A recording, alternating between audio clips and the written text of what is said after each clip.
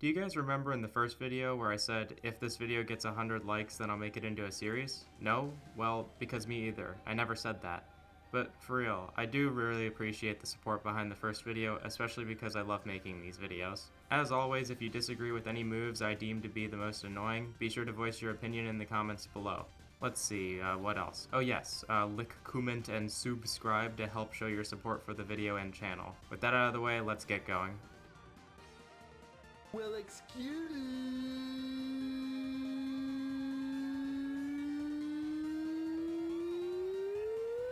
me, princess. While up air and forward air are both super strong, as well as having hitboxes the size of cannons, at least the moves take a while to come out. Instead, I have chosen F strong. With Link's F strong, you can throw a bomb, which when charged will be thrown further. Okay, pretty standard stuff so far. There are plenty of fighters who have projectiles as strong attacks. The problem arises when you start to use it at ledge. Wait a minute, haven't I covered this before? Nah, probably not. As I was saying, when used at ledge it can easily screw over any low recovering player. Except, unlike another move, you don't even have to go off stage to hit the opponent with this. And you can change the angle at which it falls by charging it more or less.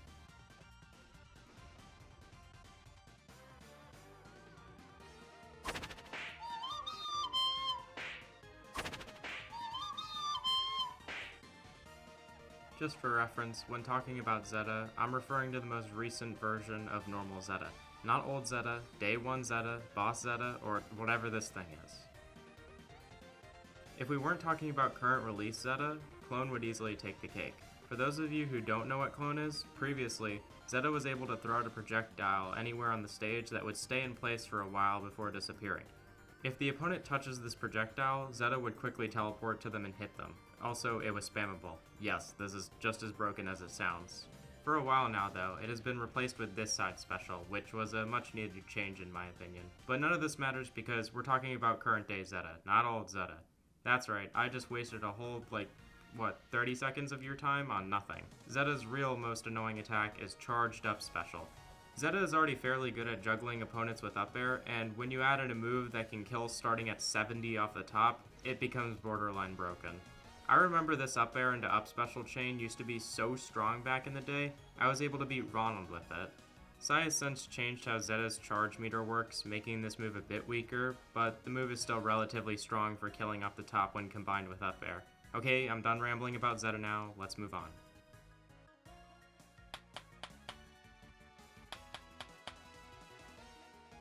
One day someone said, hey, you know that cute little tree thing from Deltarune? Give it a gun.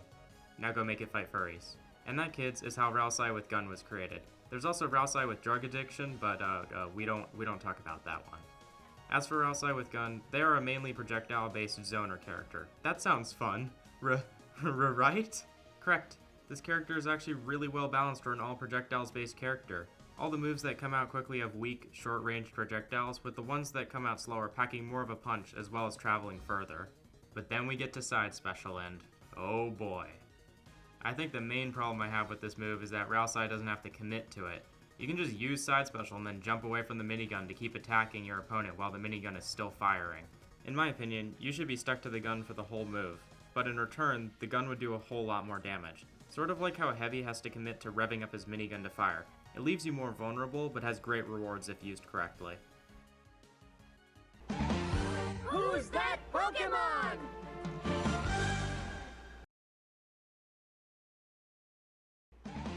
It's Ash!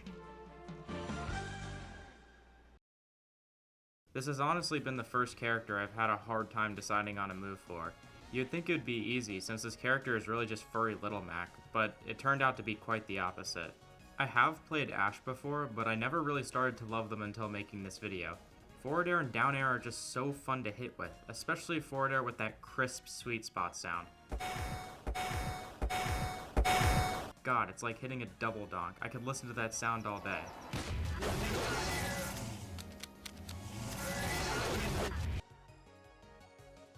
Anyways, where was I? Oh yes. I have chosen down special to be Ash's most annoying attack.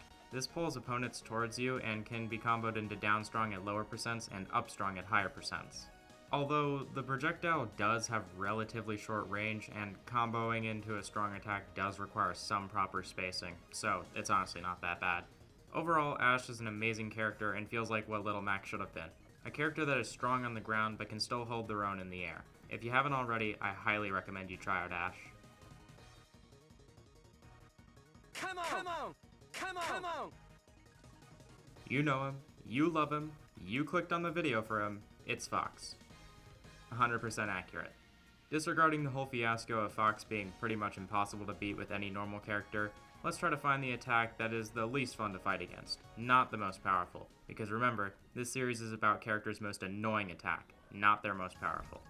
With that being said, I feel that the most annoying attack should either be the chain grab or the fabled shine. Both of these attacks have been chosen due to their ability to stun lock opponents for long periods of time. But from my testing, it seems that Shine is only able to stun lock at higher percents, so that means Jab is the winner. Truly the most annoying move of all makes it impossible to play the game. Unless you hate the game, I guess.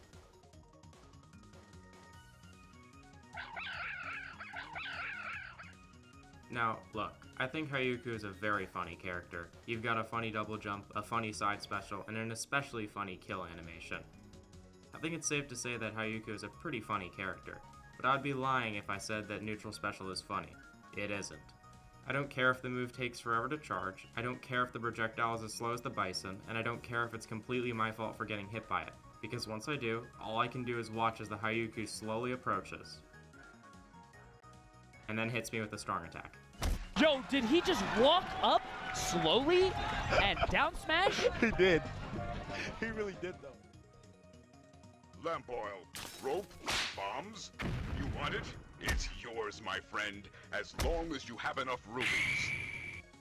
Before the nerf, down air would have easily taken the cake. It was like Bowser's side special on crack with how easy it was to suicide kill. But now that the move is almost impossible to suicide kill with, I'm going to have to find a different move. And I think it's going to have to be a tie between Jab and neutral air. Jab does a crazy 18% and comes out on frame 5, which isn't too bad for how much damage it does. I guess it also has the super niche use of being able to give more kill power to a Zeta burn if they're on your team, but like only 3 people have ever gotten use out of that. The other move I selected, Neutral Air, has been chosen due to its hitbox. I mean, this thing is so big that you could probably fit a whole country's worth of people in it who put their milk in bags.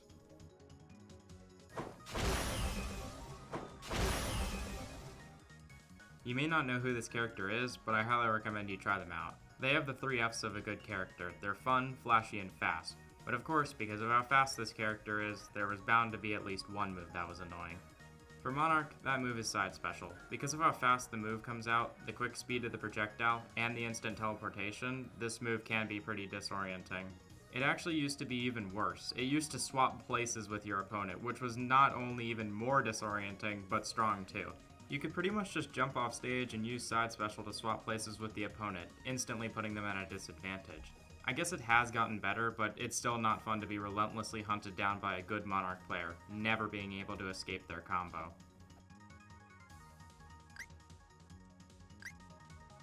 We are going to be talking about this version of Kirby, not this version of Kirby, because even though I like this version of Kirby more, this version seems to be compatible with more characters. Kirby is the character I'm the most unsure of for most annoying attack. I feel like it should be up strong because of how strong and large the move is, but do let me know if you have a different move that you would choose.